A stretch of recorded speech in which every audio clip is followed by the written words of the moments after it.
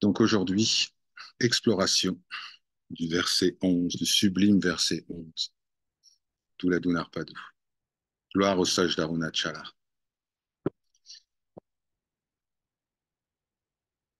Nous allons lire ce verset maintenant.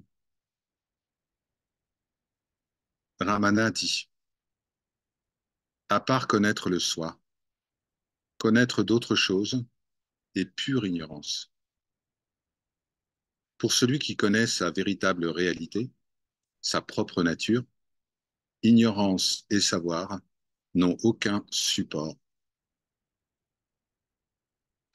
Un des principes importants des enseignements de Sri Ramana Maharshi est que toute connaissance de quoi que ce soit, de tout savoir au sujet de quoi que ce soit, des phénomènes, des gens, des lieux, des concepts, eh bien tout cela est pure ignorance. Seule la pure conscience éternelle est connaissance. Tout le reste est vacuité. Il nous dit cela dans la première partie du verset. Il dit en réalité, celui qui croit connaître quelque chose ou ignorer quelque chose, eh bien, ceux qui croient connaître ou ignorer est lui-même pure ignorance.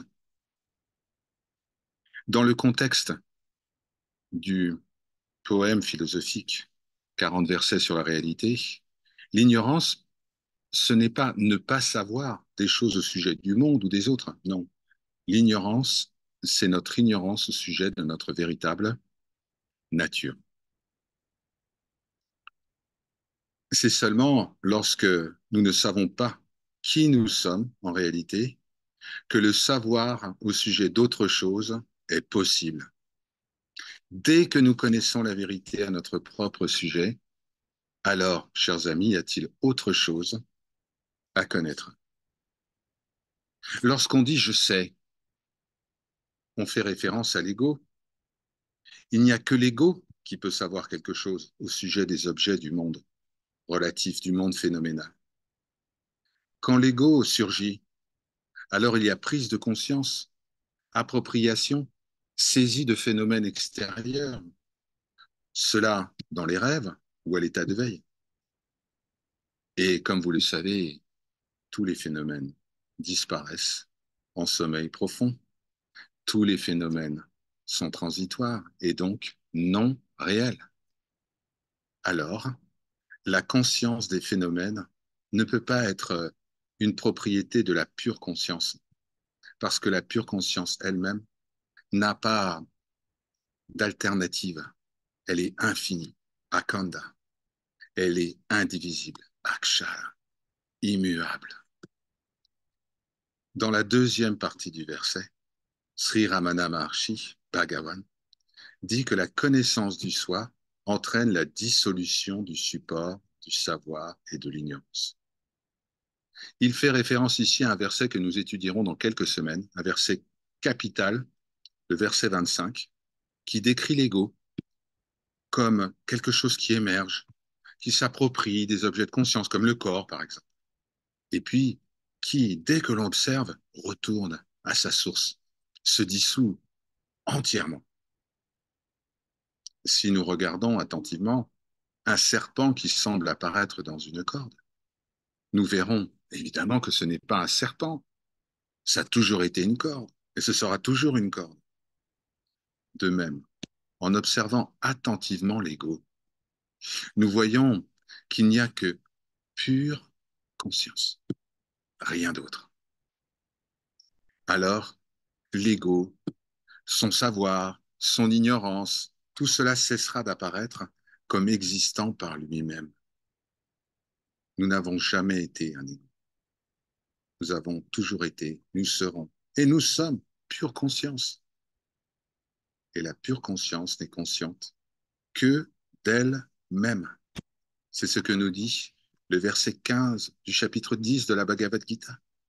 Seul le soi reconnaît le soi. Alors, une question se pose. Pourquoi l'ego semble-t-il cesser d'exister quand nous l'observons de manière suffisamment attentive? Tout simplement parce qu'il n'est pas réel. Il semble exister parce que nous sommes distraits.